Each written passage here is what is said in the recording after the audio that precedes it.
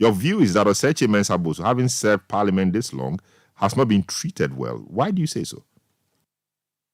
Well, long service to your country is not epitomized by really sacking, or being forced out, if you want to be polite. Because that's what happens. If you've done well, you should be celebrated. You should be thanked, you say. You should be able to say proper farewell to your colleagues in the Parliament. That's not what happened. But he did so today. I mean, he had time to read a speech and he thanked everybody who helped him, etc. He said farewell. That's what he said. And indeed, people said nice things about him. And he himself in that address said that he voluntarily resigned. Maybe he's come to the end of the road. I mean, he's come to the end of the road and it was time for a new person to take over.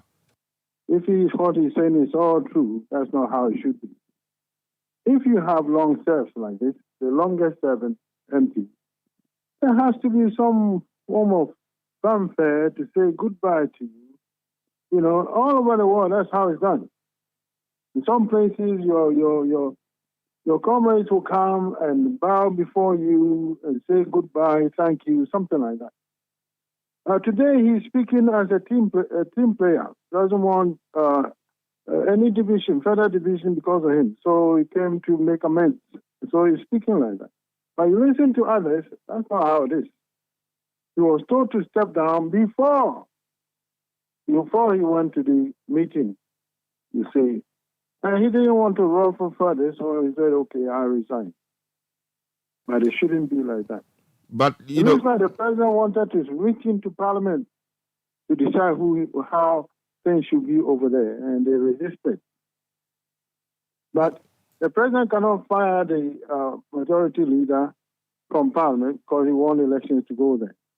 You can only fire him or push him out from being Minister of Parliamentary Affairs. That one, the president appointed him, therefore... Which he hasn't done. So if your argument is anything to go by, where the president has the direct role to play, as in relieving him of that position, he hasn't done that. And in the case of the position of the majority leader... What are you talking about? He hasn't done that. No, I mean, he's not relieved him of the... How you say he hasn't done that? No, he has what not... Are you talking about? No, as far as we know, he still remains Minister for Parliamentary Affairs. For how long? No, but that's the fact as we speak. So what was he forced out of? What? No, he said he voluntarily resigned. So I'm not sure whether he was forced out or not. Don't we have sense to know what is going on? Is you only go by what he says? Are we robots? Listen to his own colleagues. Atasia will tell you this is not right. Joe Weiss will tell you. So what are we talking about now? Are we children? Unless, of course, you are suggesting that the Osei Kyei-Mensah-Bonsu is not being honest with Ghanaians by saying that he voluntarily resigned. He may not be happy, He doesn't want to ruffle feathers. It's appropriate because it's a politician. There's already division in the party. You want him to add on to it? So let's go on your tangent now. Why will you think the president will want such an influential person in Parliament out if what you're saying is anything to go by? He wants to have a stamp even on the Parliament, as he's doing now. Who is picking Bawumia's campaign team? Who is it? Is it Bawumia or the president? Who is it? Is it his campaign team? No, Bawumia, as far as we know, is the one picking his team. Really? So he picked all the people from Eastern region, most of them from Eastern region, none from the North. What's going on here? This is what Bawumia did, not so.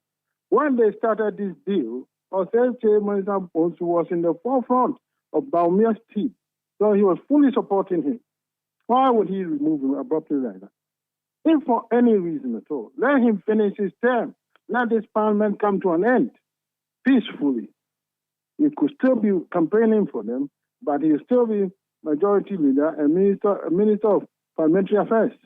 No problem, no division, no rancor. This is not what happened. And we cannot go by what they say or what somebody else say in order to bring smoothness in this deal. We have to look through it. You see, it makes no sense for this to happen.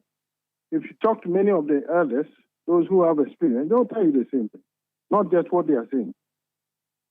I see. You are saying so because you say if Bawumia had picked his own team, you would have a lot more notness in the team. I find that quite problematic because Bawumia is seeking to lead Ghanaians, not just notness. But that claim is even problematic or not accurate because we have persons I like didn't come Dr. here to argue with you. No, I'm just pointing out the facts. I didn't come here to argue with you. If you know the stuff, why not you tell the people? No, we are interrogating the argument respectfully, sir. What are the notness? So, for example, we have Dr. Ibrahim Anyas, who is deputy to the presidential campaign.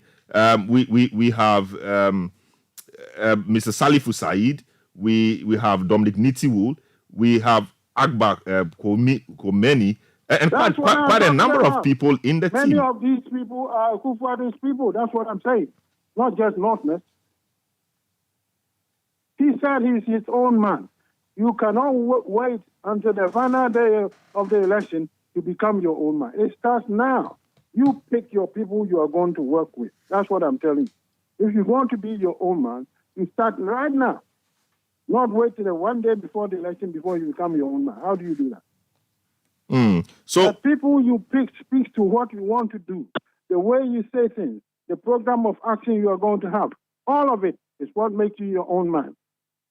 I see. What is it then?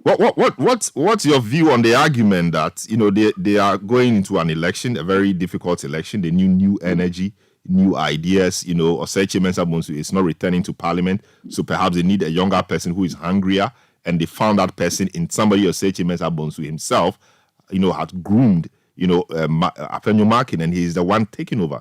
He ticks or checks all the boxes. What's your view on that argument? Well, parliamentary affairs are a bit different, not really so important when it comes to campaigning. The MPs may go out and campaign for him if he happens to be in their constituency and so forth. But issues of leadership in parliament must be done by parliamentarians. By parliamentary rules, that's how it should be done, not by the executive. But Osei Kyei-Mensah-Bonsu took the position of Minister of Parliamentary Affairs and put himself under the president. This is what happened. So today, when the president comes and says, okay, you are fired, and he wouldn't want to be just a member of parliament and no longer a minister. So he quit. This is what went on. He's trying to be polite. Can't we see his words? I see. What do you think is the consequence of this reshuffle then? Well, it's not really reshuffle. If the leader has stepped down, people must move up. And this is what happens most of the time. The deputy becomes the key person, and they move up like that. And this is pretty much what they've done. So there's no surprise there, But what would be the consequence of this movement? Well, it remains to be seen because it's quite new. It's quite new. It's one thing being deputy, it's quite another being in charge. And so let's see how the new guy does, Amoako Baah does, and then we'll see where he's going, whether it's going to be successful or not. Well, pretty much, it's not a big deal, you understand.